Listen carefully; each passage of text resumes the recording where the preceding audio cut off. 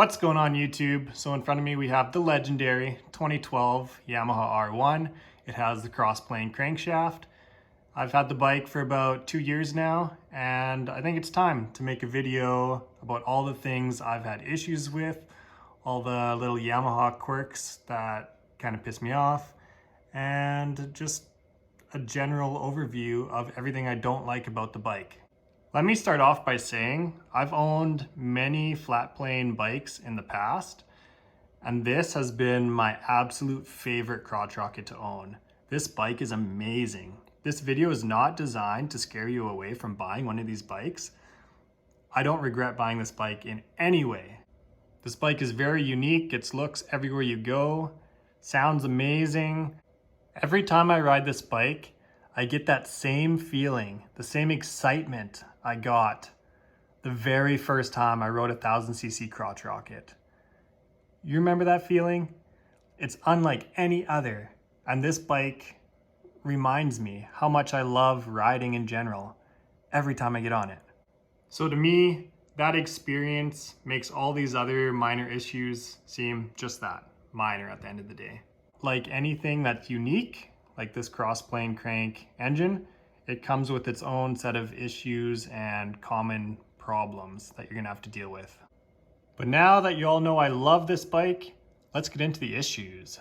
Issue number one, these Crossplane engines are extremely hard to start. I had starting issues from the day I bought this bike.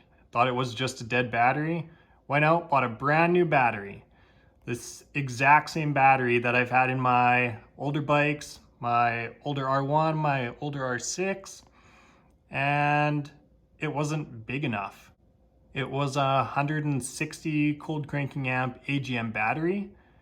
I've used the same battery for many, many years in all the bikes I've owned. Never had a single issue. And that battery is not good enough to start this bike. So I had to go out and buy another battery. I bought a lithium ion, and it's a 280 cold cranking amps. And sometimes that battery struggles to start this bike. And that is a top of the line lithium battery.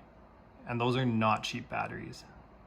Instead of spending 70, 80 bucks on the AGM battery in my older bikes, you're spending 300-400 bucks for lithium just to get this thing to crank over and start. And if you live somewhere with cold ambient air temps, like if it gets down to around 0 overnight, that just amplifies the issue. These bikes do not like starting cold.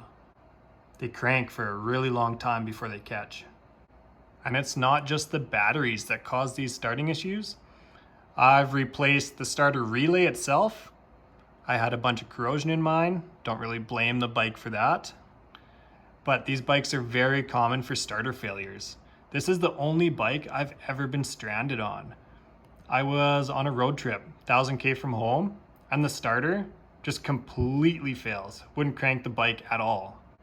I had to bomb start this bike at every gas station to get home. It was a horrible ride home. If you've ever bomb started a Crossplane bike, you know what I'm talking about. These bikes do not like bomb starting. I've got another video about replacing the starter in this bike. If you're curious, check it out. Like, my whole garage stunk. That starter burnt up so bad.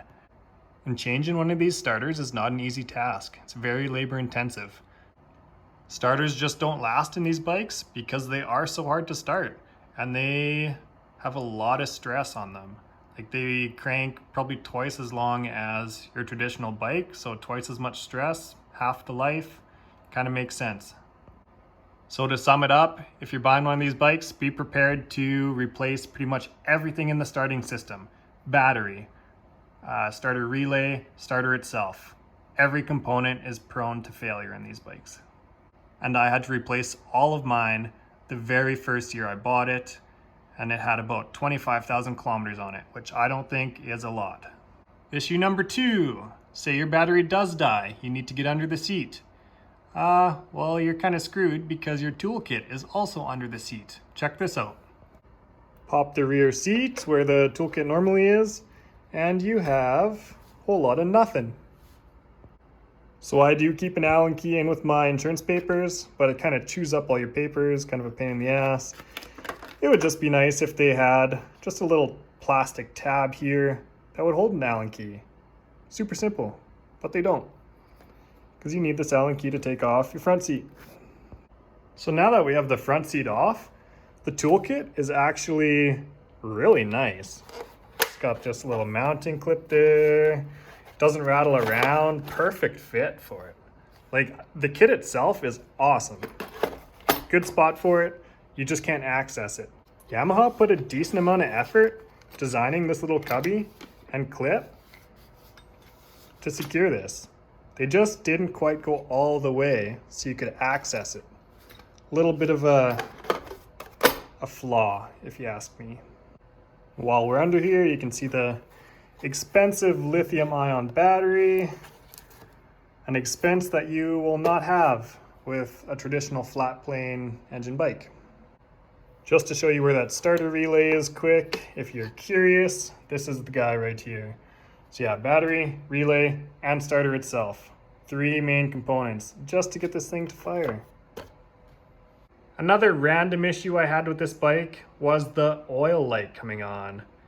I was pushing it pretty hard, upwards of 10,000 RPM, 11,000 RPM, and I was up in that RPM range for maybe 15 minutes, like a good chunk of time, pushing the limits, and yeah, my oil light came on. Pulled over, obviously checked to see if I had a good oil level in the bike, which I did. It was nice and clean.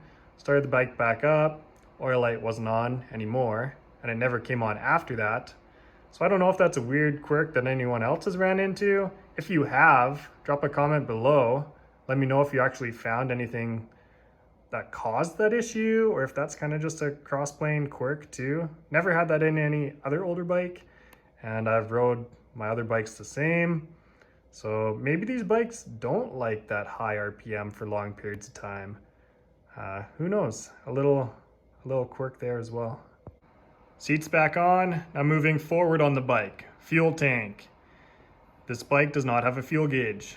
Now normally, most crotch rockets don't, but with how new this bike is, a 2012, and the tech on this bike, I do think that's a bit of a downside, especially with the Crossplane engine. These things get horrible fuel mileage. If you're hard on the throttle, you can almost burn through a tank of fuel in this twice as fast as a flat plane. And the tank is bigger on this bike. It's just compensating for how thirsty it is. Even if you're just casually cruising around, you're still gonna run out of fuel before all your friends. This bike does not run that smooth down low. It does not like the low RPMs. It's not efficient down there. So you find yourself riding in higher RPMs. And even if you don't, you lug it a little more than you should, it just doesn't run efficiently down there. You're gonna spend more in fuel. Now, most people don't buy this bike for fuel mileage, but it is worth noting. I'm crazy enough to use this on the occasional road trip here and there. And between some of the small towns where it's roughly 200 kilometers to your next fuel station, I'm barely making it. Like, I am crawling in on fumes. One of my riding buddies has an FZ1. So basically the same engine as the R1, just detuned a little bit. That bike's an 08 and it has a fuel gauge. Like, a fuel gauge is not new tech. This bike should definitely have a fuel gauge. Another fail on Yamaha's part, in my opinion. Now moving up to the cluster and some of the electronics on the bike. I really like this cluster. It's set up well, it's really visible, easy to read, easy to use. But one thing that makes me mad, every time you turn it on, the power mode defaults to standard. If you're a more experienced rider, obviously I like to ride in power mode A, pretty much all the time. And every time you cycle the key, turn it back on, back to standard mode. Not a big deal, but it is a pain in the ass every time I hop on the bike. Say you just stop and fuel up the bike quick. You see one of your riding buddies pass, you hop on, try and catch up to him, and you grab a handful of throttle, and it pisses you off because you're in standard mode, and you didn't have time to switch it back to A. And the weird part about it is, your traction control right above that. So we got a ton of different levels of adjustability there. So we got 4 bars selected. I'll turn my key off. Turn it back on, and it has memory for traction control. Why can't it keep memory for your power mode?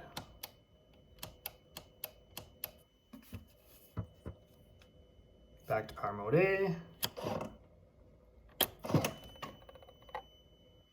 Kept the memory of the traction control, but not the power mode.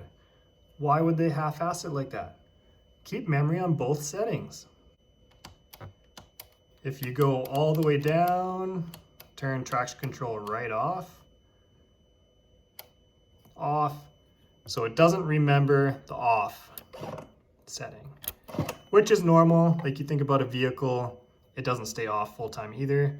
I don't think that's a design flaw, but the programming where it just remembers your traction control setting and not your power mode, I think that is a design flaw.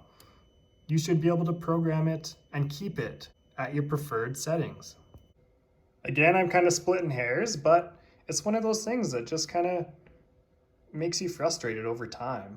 You look at higher end bikes like an Aprilia, same year of bike, and they have way more settings to choose from, and they're all customizable and savable.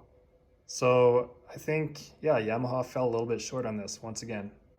Another thing I don't like, you can toggle between your traction control higher or lower as you're rolling, which is good. You just can't be on throttle while you're doing it.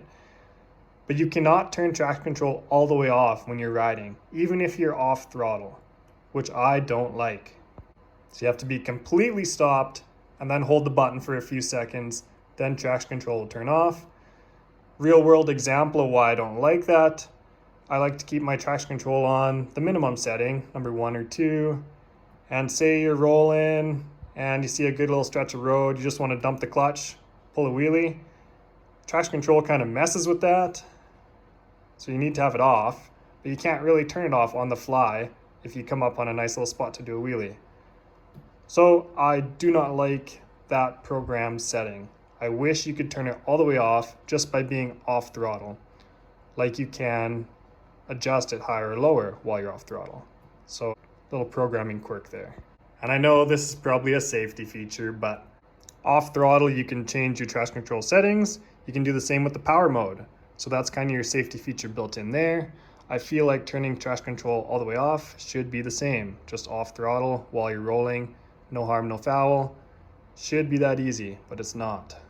Programming quirk. I will give Yamaha credit on the traction control. This system works very well, very smooth, seamless, very impressed with it. But with how advanced the traction control is, this bike doesn't even have ABS. For me, that's not really a downside, but for some people it might be. So just something to note. Another thing to mention on this bike is the throttle is drive-by-wire. There's no cable. Well, it does have a cable, but it runs to position sensors on your throttle bodies, and that's electronically controlled. So it's not necessarily a bad thing, but it takes a lot to get used to. When I first started riding this bike, the throttle input, just that first tip in throttle, is very, very sensitive. And yes, I double checked everything, it's all adjusted correctly, but like parking lot maneuvers where you just kind of like on and off throttle, tip in, it's super touchy, and you almost look like a new rider, just how jerky and lurchy you are. And pair that up with the clutch that's a little bit grabby, it's a harder bike to ride than an older style, just cable driven throttle. So just another thing to keep in mind. I don't think it's necessarily a bad thing, it's just different. And obviously when you're on power mode A, it just amplifies how touchy that tip and throttle is. You do get used to it, but it definitely took me a good month or so. And the one thing I don't like about the power modes, sure, you can use power mode B or the standard mode to dumb down the sensitivity of that tip and throttle, but it also dumbs down the power throughout the whole rev range. So for me, it's not the best adjustability. I wish I could have power mode A with a little bit less tip-in sensitivity, but still full power. But you only get power mode A, really sensitive, all your power, or less power, less sensitivity. So kind of is what it is, not a big deal, you get used to it. I also don't like Yamaha's security system with their red key. I think it hurts the owners more than it does actual thieves. If you lose all your keys and you don't have a master key, you can't get Yamaha to cut you a new key. They will only cut you a key if you have the master key, which is stupid. But that's not a Crossplane issue, that is on all Yamahas. Yamaha will sell you a whole ignition system with new keys. You'll spend a couple grand on that. Thankfully, there's aftermarket options now, but it's just a pain in the ass. Like, you don't need a master key for these bikes. That's just hurting the owners. While we're up on the front of the bike here, let's talk about the clutch. So it would be nice if they put a hydraulic clutch on this instead of the cable, but not many sport bikes actually do that. So I'm not really faulting them for a cable clutch, but the clutch on this bike is very chattery, noisy. It's very lurchy at low RPM. A lot of people have complaints about the clutch on this bike. And it might be paired up with just the lack of bottom end power that this engine makes. Like, the engine just doesn't run that smooth. At that RPM, you're constantly riding the clutch and letting it out at stoplights. So just another thing to keep in mind, if you're buying this bike and you're in a lot of start and stop traffic, that low end drivability is not as smooth as a traditional flat plane bike. There are fixed kits out there for the clutch. You can add a couple springs, help smooth it out. But again, this is just another expense that you wouldn't have on an older style bike. And maybe this is just my bike getting a little older and showing some wear, but when I get this bike hot, I can get that clutch to slip a little bit between first and second, third, and this bike does run hot quite often, so I might be doing a clutch on my bike in the near future. Again, I've never had to do a clutch on any of my older bikes. My clutch still grips fine when it's cold and at normal operating temp, but you do a couple races back to back, you're kind of goofing around with your buddies, you just get a lot of heat soak on these bikes, and I think they start to fade the hotter they get. That brings me to my next point. These bikes run hot. They run a lot hotter than any older style bike. That's just kind of nature of the beast. For me, it's not hot enough to be uncomfortable on the bike, but if you're sitting in traffic, you'll notice the temp gauge get up to 112 degrees, 113 degrees Celsius. Like, that's not uncommon to see on these clusters. Whereas my older bike, I've never seen it get that hot, ever. I don't even live in a hot climate. Like, my old bikes, they would never get over 105 on the cluster. So there's a big difference. Again, splitting hairs a little bit. Do these bikes run hotter? Yes. Is it a big deal? No. It's not detrimental to the performance of the bike. You're still gonna get where you're going. It's not that uncomfortable. Suck it up. You're on a Crossplane. Nobody else is. Be happy. And even though these engines are kind of clumsy, a little bit stumbly down low, don't run that great down low, don't let that turn you away too much, because they really come alive in the mid RPM and pull like a freight train right to redline. That's one of the main reasons people love these bikes. The power band is very unique. So all in all, still a very fun bike to ride. Another downside to this bike is the weight.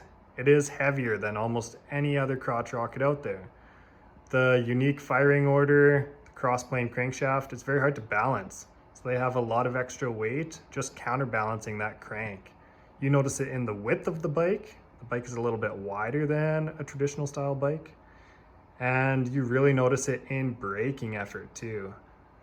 This bike masks the weight very well once it's rolling, but the brake input, it doesn't feel as good as my last bike. This bike has upgraded 6 piston calipers. These things are kind of monsters. Like, it's not a small caliper by any means. And this bike still doesn't feel as good on the brakes as my older bike. Let's just take a minute and admire that R6 down there. She looks so good. But it has the same style calipers as my old R1. Let's go check it out. So this is a 4 piston. It's a little bit wider, but definitely not as long. So it's still a smaller caliper. And this style caliper felt way better. Now, yes, I know the weight of the bike probably plays a big factor in how the brakes feel, but my 2006 R1, it didn't weigh that much less for how much better those brakes felt. So this bike, you definitely notice the weight. The brakes still perform just fine. It's just my opinion, the older style felt just a little bit better. You really notice the weight of this bike, kind of slow speed parking lot maneuvers. That's where you're gonna suffer a little bit. You don't have that bit of momentum just to mask that weight.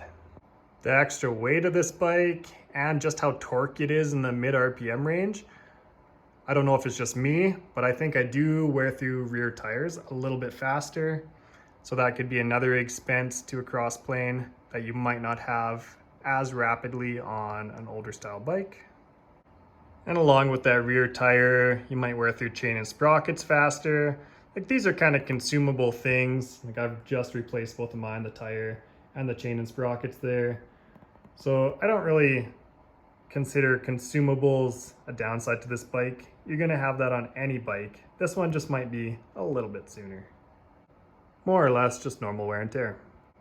And I keep saying older style bike, I don't really mean older bikes. All the older bikes were flat planes, but you can get newer bikes that aren't Yamaha that are still a flat plane style, traditional style engine. It's just Yamaha no longer makes a flat plane. From 2009 and up, they're all Crossplane engines. So if you guys made it this far in the video, I hope you got some value out of everything I was saying. Like I said earlier, I've had more issues with this bike than all of my other bikes combined over the years. But I would still buy another one in a heartbeat. That's how much I enjoy riding this bike. It's my all-time favorite bike to date, hands down. All things considered, this bike has still been very reliable. The engine itself is pretty stout. Like, I tore it right down to check the valve lash. It was overdue for a service at 30,000 K. And all my valves were bang on still. Like, it was pretty impressive. It's just kind of accessories around the engine that you got to watch out for, like that starter. So unless you guys are tracking the bike, like racing it, high RPMs all day, every day, I really don't think you have to check those valves as early as they state in the service manual. I would still recommend this bike for any experienced rider, as long as you're not afraid to wrench on it once in a while. Fairly minor things at the end of the day. You won't regret it. The experience you get out of this bike when you're actually riding it is well worth the maintenance that you put into it. Drop a like and a comment below. Let me know if you've had any other issues with your Crossplane R1s. Love hearing from you guys. Love seeing all the places around the world that people are watching these videos. Pretty crazy. It's amazing how small the world is these days. If you guys have any other questions about the bike, feel free to drop comments below. I usually read all the comments, try and get back to people in a reasonable amount of time. But anyways, guys, we'll catch you in the next one.